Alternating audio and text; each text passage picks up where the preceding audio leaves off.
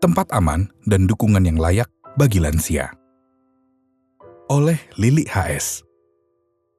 Seorang transpuan lanjut usia atau lansia, Mbok Erni Dadang, 57 tahun, tergolek sendirian di tempat kos. Penyakit liver yang lama diidapnya kambuh hingga perut dan kakinya membengkak. Alih-alih periksa ke dokter, untuk makan sehari-hari pun ia kerepotan. Ia masih mengamen demi bertahan hidup. Bu Erni kemudian dibawa ke shelter Senior Support Center atau SSC Teratai di Bantul, Daerah Istimewa Yogyakarta atau DIY. Selain memperoleh perawatan memadai, ia juga mendapat banyak teman mengobrol. Ia merasa diterima. Ia tak lagi sendirian. "Aku ingin meninggal di sini," ucapnya ditirukan oleh Mami Tata, 58 tahun, salah seorang pengelola SSC Teratai. Saat sakitnya bertambah parah, ia dirawat di rumah sakit. Mbok Erni akhirnya meninggal di shelter SSC Teratai, tak lama kemudian dikelilingi oleh teman-teman transpuan seperti harapannya selama ini. Peristiwa itu begitu melekat di benak Mami Tata. Ada lagi kisah Mbah Mento Sariah, 102 tahun, dari Kabupaten Gunung Kidul. Sebagai lansia soliter yang hidup sendirian dan sakit-sakitan, ia mendapatkan dukungan dan perhatian dari para relawan pendamping yang tergabung dalam SSC Megar Sore. Para ibu-ibu pendamping dengan telaten berkunjung dan menemani Mbah Mento. Saat Mbah Mento wafat, mereka yang memandikan, mengurus pemakaman, dan memberikan perlakuan layak di akhir hidupnya. Kisah Mbok Erni dan Mbah Mento Sariah adalah dua di antara beragam kisah para lansia di Yogyakarta dan Gunung Kidul yang selama ini merupakan dampingan dari program Senior Support Center atau SSC yang diselenggarakan oleh Elderly Rights Advocacy and Treatment atau ERAT Indonesia. ERAT Indonesia merupakan perkumpulan yang bergerak dalam bidang penguatan hak dan treatment bagi lansia di Indonesia. Berdiri di Yogyakarta pada 2019, awalnya diprakarsai oleh sekumpulan anak muda yang gelisah menyaksikan banyaknya lansia yang tidak memperoleh perawatan dan perlakuan secara memadai. Terlebih data Badan Pusat Statistik atau BPS menunjukkan bahwa DIY merupakan provinsi dengan penduduk lansia terbesar dalam skala nasional. Jumlahnya mencapai 3,68 juta jiwa, mendapat porsi 17,33% dari total jumlah penduduk DIY. Sabta Widiwusana, 40 tahun, salah satu pendiri ERAT Indonesia, menyebutkan bahwa tak lama setelah berdiri, mereka mendapat dukungan dari Voice Global dalam program Smile yang berbasis pada pembentukan dan penguatan komunitas lansia. Setelah program Smile usai, mereka kembali mendapatkan dukungan dari Voice Global. Modalitas yang telah dimiliki, seperti terbangunnya komunitas lansia, lantas dilanjutkan dengan penguatan jejaring pendukung lansia dan penguatan advokasi. ERAT Indonesia memfokuskan pada hak lansia yang paling rentan, yakni transpuan lansia dan lansia perempuan soliter. Program Support Center atau SSC yang berjalan pada November 2021 hingga Oktober 2023. Adapun sebagai tujuan utama dari program ini adalah menghadirkan ruang aman yang lebih dekat, lebih mudah, dan lebih terjangkau bagi lansia rentan, yaitu transpuan dan perempuan soliter, yang meningkatkan aksesibilitas lansia rentan terhadap bantuan langsung, advokasi, dukungan sosial, serta dukungan perawatan di Provinsi DIY. Selain itu, ERAT juga mendorong munculnya kebijakan pro-lansia di tingkat lokal atau kabupaten dan provinsi, dan terutama di tingkat komunitas masyarakat yang lebih kecil, kampung atau dusun atau desa. Untuk menghadirkan ruang aman yang dekat, mudah, dan terjangkau bagi lansia rentan atau transpuan dan perempuan soliter tersebut dinyatakan dalam pendirian Senior Support Center atau SSC. Program tersebut dilaksanakan di dua wilayah, yakni di Yogyakarta yang bernama SSC Teratai yang berbasis transpuan lansia dan di Kabupaten Gunung Kidul bernama SSC Megar Sore yang berbasis pada komunitas lansia perempuan soliter.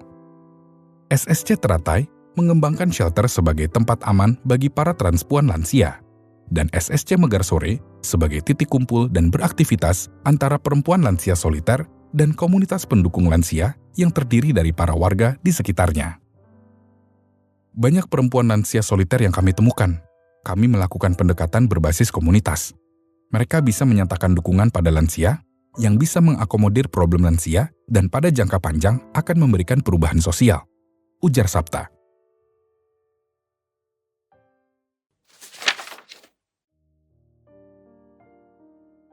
SSC Teratai, tempat aman bagi transpuan lansia. Erat mengelola sebuah shelter SSC Teratai bersama Waria Crisis Center atau WCC yang dipimpin oleh Mami Ruli Malai 60 tahun. Pada awalnya, Mami Ruli Malai dan Shinta Ratri, almarhumah, mendirikan WCC untuk menampung para transpuan yang menjadi korban perundungan dan kekerasan. WCC tersebut berdiri di bawah naungan Pondok Pesantren Al-Fatah di mana Shinta Ratri menjadi pemimpinnya. Setelah bekerja sama dengan erat, shelter SSC Teratai kemudian dikelola dengan lebih baik dan menampung transpuan lansia. Hal ini menjawab persoalan banyaknya transpuan yang tak memiliki tempat tinggal di masa tua serta sulit mendapat dukungan dari orang-orang sekitar. Sementara itu, akses untuk masuk ke panti-panti reda milik pemerintah dan swasta pun relatif terbatas.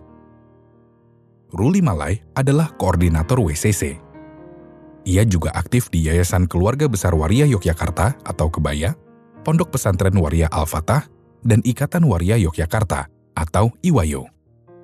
Sejak lama, ia bekerja mengadvokasi isu-isu transpuan, dari mulai isu kekerasan, pemberdayaan ekonomi, hingga mengupayakan para transpuan mendapatkan dokumen Adminduk berupa Kartu Tanda Penduduk atau KTP Yogyakarta agar mereka bisa mengakses layanan sosial dan kesehatan. Mami Tata merupakan salah satu pengelola SSC Teratai. Sejak lama, ia aktif mengadvokasi isu transpuan bersama Mami Ruli. Sebuah kejadian berbelas tahun lalu tak bisa ia lupakan, di mana di stasiun kota Yogyakarta, ia menyaksikan seorang kawannya sesama transpuan menjemput ajal lantaran sakit parah dan tak mendapatkan pertolongan. Proses pemakaman pun sulit lantaran ia tak punya KTP. Sejak itu, Mami Tata memutuskan untuk bergabung dengan organisasi yang bergerak untuk memperjuangkan para transpuan seperti Yayasan Kebaya. Ia juga ikut mendirikan Shelter Ebenezer bersama Mami Ruli. Kebaya merupakan wadah yang menaungi keberadaan transpuan di Yogyakarta, termasuk membantu mengakses layanan, termasuk akses kesehatan terutama bagi lansia. Makanya, penting yang diberesin soal KTP dulu. Sebagian besar mereka tidak atau belum memiliki KTP. Kawan-kawan transpuan di Yogyakarta kebanyakan adalah pendatang, merantau karena kabur dari kampung halaman. Penyebabnya beragam, sebagian besar karena tidak diterima oleh keluarga atau lingkungannya, ujarnya. Ketiadaan dokumen kependudukan seperti KTP menyebabkan mereka tidak dapat mengakses berbagai program pemerintah, terutama terkait kesehatan dan bantuan sosial. Shelter SSC Teratai yang terdiri dari 3 kamar tersebut menjadi tempat berteduh bagi transpuan lansia yang tidak memiliki tempat tinggal. Di lokasi berhawa sejuk dan dekat persawahan tersebut, mereka beraktivitas secara mandiri, memasak, berkebun, membuat kerajinan tangan, dan membincang masalah keseharian mereka. Kini ada 4 orang transpuan lansia yang tinggal di shelter SSC Teratai. Mami Tata menyebut, penerimaan dan perlakuan yang baik membuat mereka bisa menikmati hari tua dengan lebih bahagia. Mbok Erna, 64 tahun, adalah salah satu penghuni di SSC Teratai. Disebutkan oleh Mami Tata, ia adalah transpuan perantau yang telah lama menetap di Yogyakarta. Setelah usia lansia, ia mulai sakit-sakitan dan kesulitan mencari nafkah. Aku senang di sini. Aku tidak bingung mau makan apa. Aku jadi lebih sehat dan tidak mikir macam-macam. Aku bisa berkebun dan menanam terong, ujar Mbok Erna setelah beberapa saat tinggal di shelter SSC Teratai seperti ditirukan oleh Mami Tata. Pengalaman Mami Tata membantu mengadvokasi akses layanan sosial bagi para transpuan, kemudian juga ditularkan ke SSC Megarsore di Gunung Kidul.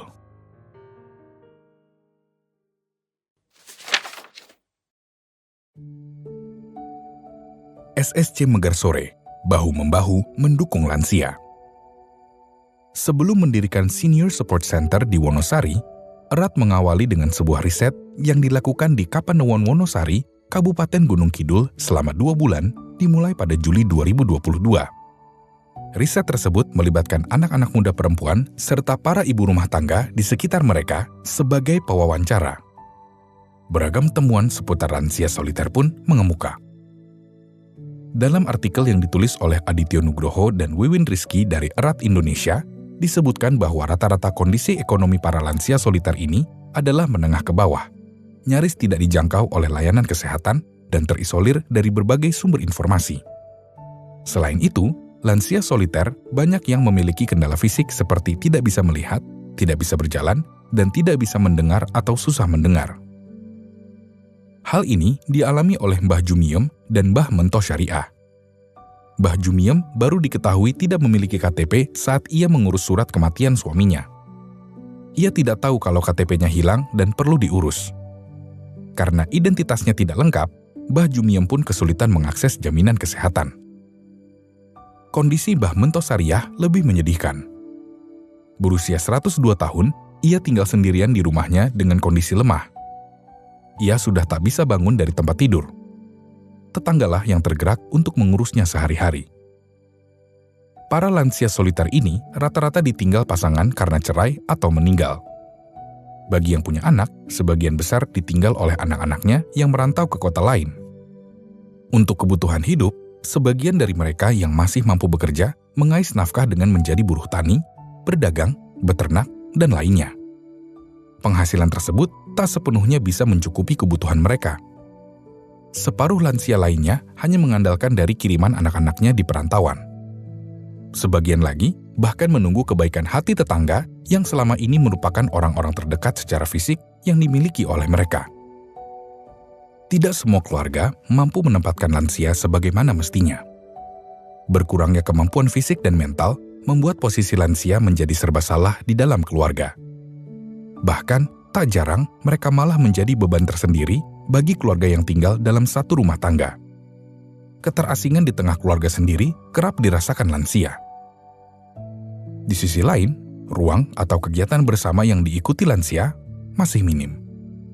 Walau beberapa lokasi mampu membuat kegiatan posyandu lansia, senam khusus lansia, serta kegiatan khusus lansia lain, jumlahnya begitu sedikit.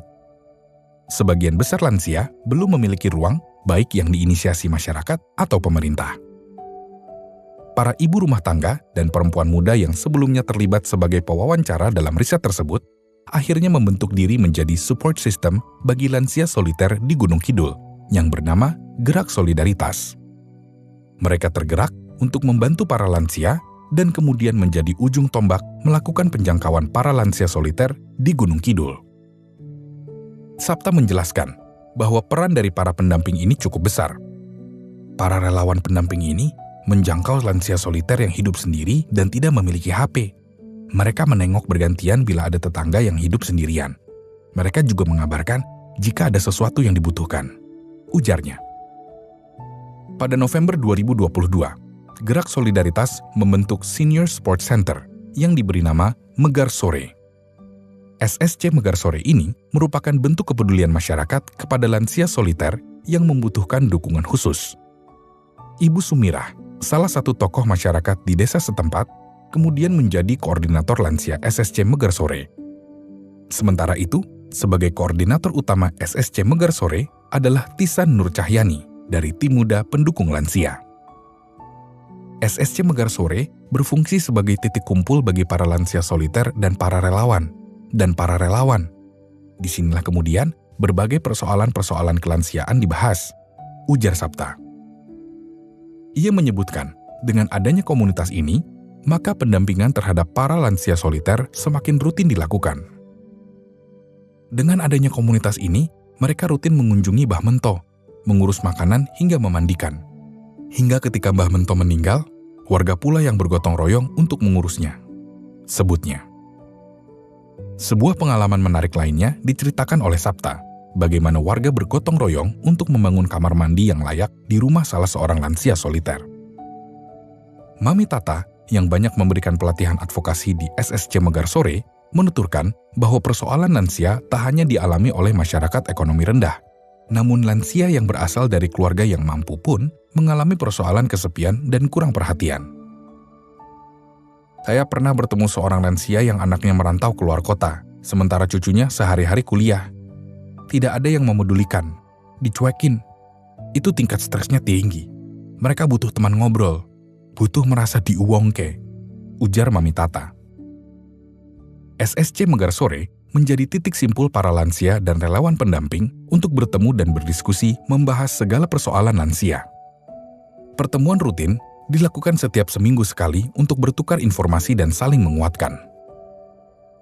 Tim SSC Megarsore juga rutin melakukan jangkauan kepada para lansia soliter untuk memetakan kebutuhan mereka, menjadi teman bercerita, dan membuka komunikasi kembali dengan keluarga dan tetangga terdekat. Persoalan ketiadaan KTP banyak dialami oleh lansia, sebagaimana yang ditemukan dalam penelitian sebelumnya. Ada yang memang tidak punya KTP atau KTP-nya hilang. Ada juga yang data-datanya tidak sinkron, sehingga ketika jatuh sakit, mereka kerepotan untuk mengakses layanan kesehatan. Untuk itu, SSC Megarsore juga membantu lansia soliter mengurus berkas-berkas administrasi seperti KTP dan jaminan kesehatan, atau BPJS. Mereka juga mengkomunikasikan dengan dinas sosial, dinas kependudukan, pencatatan sipil atau Dukcapil, atau pemerintah setempat untuk memberikan dukungan terhadap kebutuhan lansia, khususnya lansia soliter. Proses mengedukasi pentingnya KTP terhadap para lansia ini juga bukan perkara mudah. Mami Tata yang memiliki banyak pengalaman mengurus hal serupa di WCC, lantas diajak untuk bertukar pengalaman dan memotivasi teman-teman Megarsore. Sebagai transpuan, Mama Tata tidak mengalami kesulitan ketika pertama terjun di Gunung Kidul. Karena di awal program berjalan, Erat Indonesia membuat sebuah forum diskusi untuk mempertemukan perwakilan dari SSC Teratai dengan SSC Megarsore. Di forum itulah, Mami Tata pertama kali bertemu dengan para relawan pendamping SSC Megarsore. Kita menggarap hak dasar dulu. Saya jelaskan apa pentingnya punya KTP, juga apa itu BPJS Mandiri dan BPJS Penerima Bantuan Iuran atau PBI. Kalau BPJS Mandiri dibayar secara mandiri. BPJS PBI dibayarkan pemerintah dari anggaran Kemensos dan APBD dari kabupaten setempat. Kita berikan edukasi dulu kepada mbah-mbah dengan bahasa yang paling mudah, ujar Mami Tata. Ia mengajak para lansia yang masih leluasa beraktivitas untuk mendampingi lansia lainnya mengurus KTP atau BPJS. Hal ini ia lakukan bukan tanpa alasan. Saya sampaikan, kalau mbah sendiri yang maju ke Dukcapil itu efeknya luar biasa. Ini mbahnya saja mau membantu mendampingi sesama lansia mengurus dokumen. Masa sebagai Dukcapil tidak mau membantu? Ujar Mami Tata. Ternyata, cara ini cukup mujarab. Para mbah-mbah turut senang karena dapat membantu sesama lansia lainnya. Aku jadi merasa berguna, ujar mereka, seperti ditirukan oleh Mami Tata. Menurutnya, perasaan dibutuhkan dan berguna itu sangat penting bagi lansia, karena selama ini mereka dianggap tidak produktif dan hanya merepotkan. Diskusi tentang pentingnya dokumen Adminduk juga dilakukan di SSC Megarsore dengan menghadirkan pihak dari Dinas Sosial dan Dukcapil. Pada 2023, SSC Megarsore sudah mendampingi 17 lansia yang memiliki kendala kependudukan. Sampai akhirnya sudah bisa menggunakan Jaminan Keselamatan Nasional atau KJN atau BPJS. Hingga kini, tim SSC Megarsore masih kerap mengontak Mami Tata via grup WhatsApp. Biasanya mereka berkonsultasi soal BPJS dan cara mengakses bantuan sosial, imbuhnya.